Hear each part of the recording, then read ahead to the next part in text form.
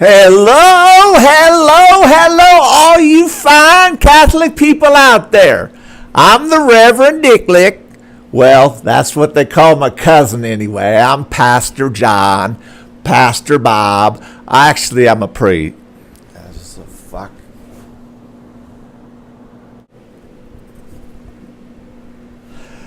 Hello, hello, hello. How are you people doing? I'm the Reverend Clitlick.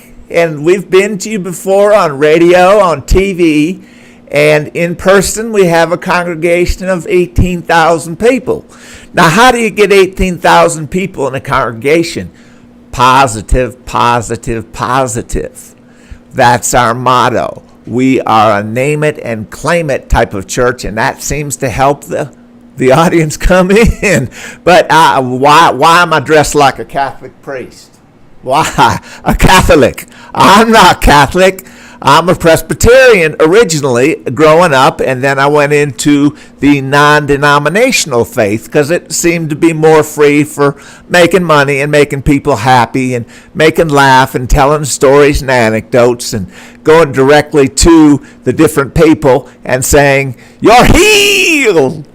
No, I don't do that. That's those TV guys, and we're nothing to do with the TV guys. The reason I'm dressed like a priest is my cousin, Father Dicklick, is in the seminary. Well, he was in the seminary at the same time that I was in the seminary. Of course, he was in a Catholic seminary, and I was in a Protestant seminary, and that brings up a good point. What the heck is Martin Luther thinking? They say Martin Luther was the worst influence on the Catholic Church in history.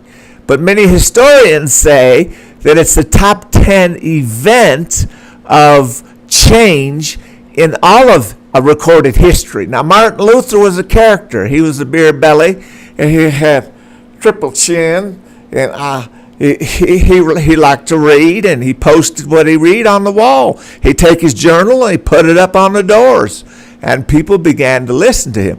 Now, why wasn't Martin Luther killed with the rest of them?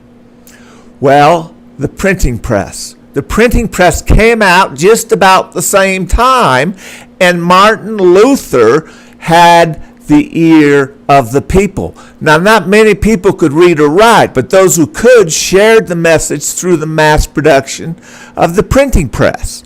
And so the Catholics feared him. They feared the power of his papal and the Reformation that was going on. Many, many people throughout the ages have agreed that the Protestant and the Catholic Church can live together. They don't have to be separate enemies and killing each other and all this stuff in different countries is ridiculous.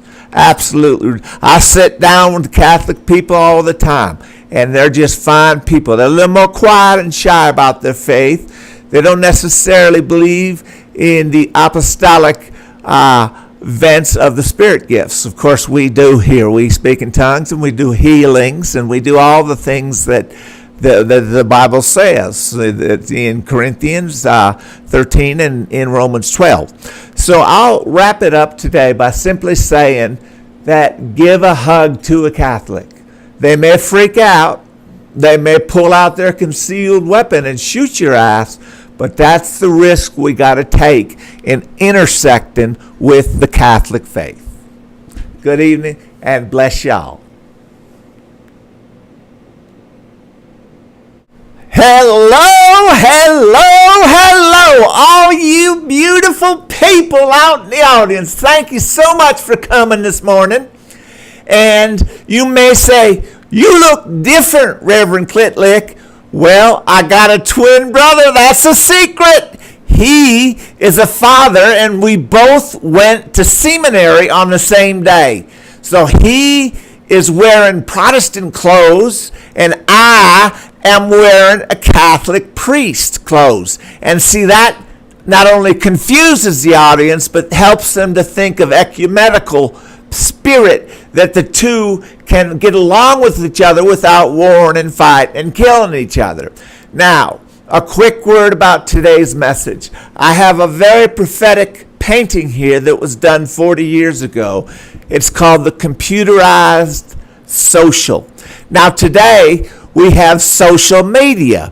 Now how is a believer, Catholic or Protestant, to handle all the news that's coming over the internet? You've got your pornography, and you've got lesbian pornography, and you've got homosexual pornography. You got movies. You got so many choices. It's just confusing. And then you have sex texting. I heard about this, where you can text a sex message and show them an Instagram with your particles revealed.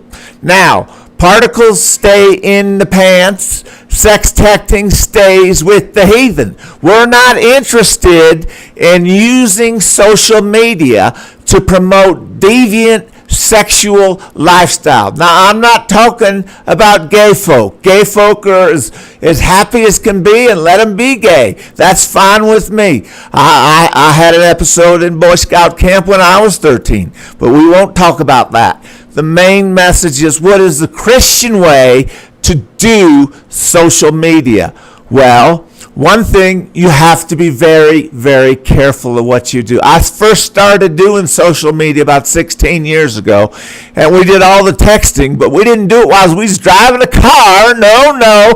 We did it when we was sitting down at the computer, and we went back and forth with the old instant messages of AOL. Now, AOL would list the people online. They'd list some brief facts and show a picture.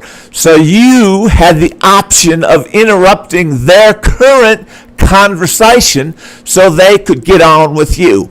Now, I'm not proud, but I'm not shy either. I say that there was some times when I did reveal my particles. And that was a season I went through many, many years ago, 15 years ago, where I met people online, sometimes in the bushes and sometimes upstairs near the bellhop, and cheap hotels and motels and cars. And one time we were behind a bus, in a bus station. It was an isolated station. And other times we did it in a swimming pool. So these are the things that you are not supposed to do with social media. What are the things that we're supposed to do? We're supposed to promote harmony. That's it. Promote harmony. How do you do this? How do you do this? You can send a simple message to a friend who's hurting, or is sick or ill, or sometimes folks ain't right in the head.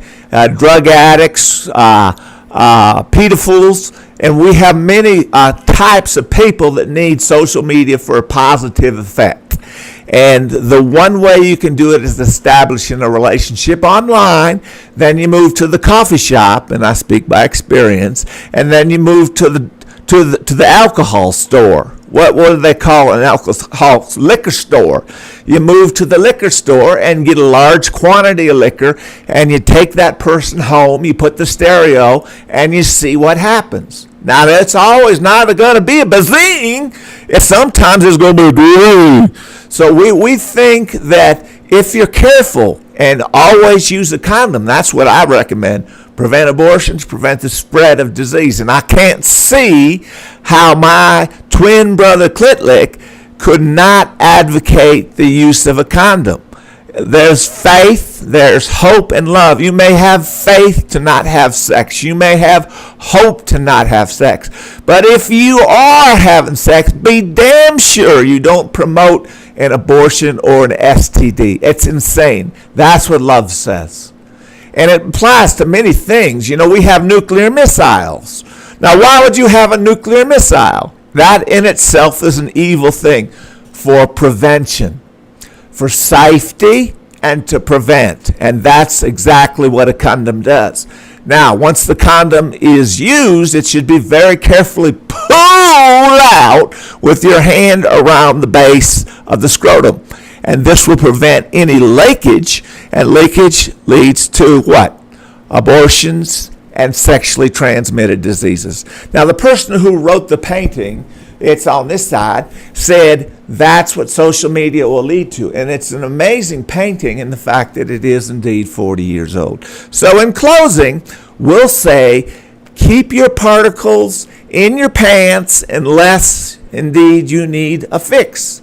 And then be careful and use a condom. Thank you very much, and we'll see you tomorrow.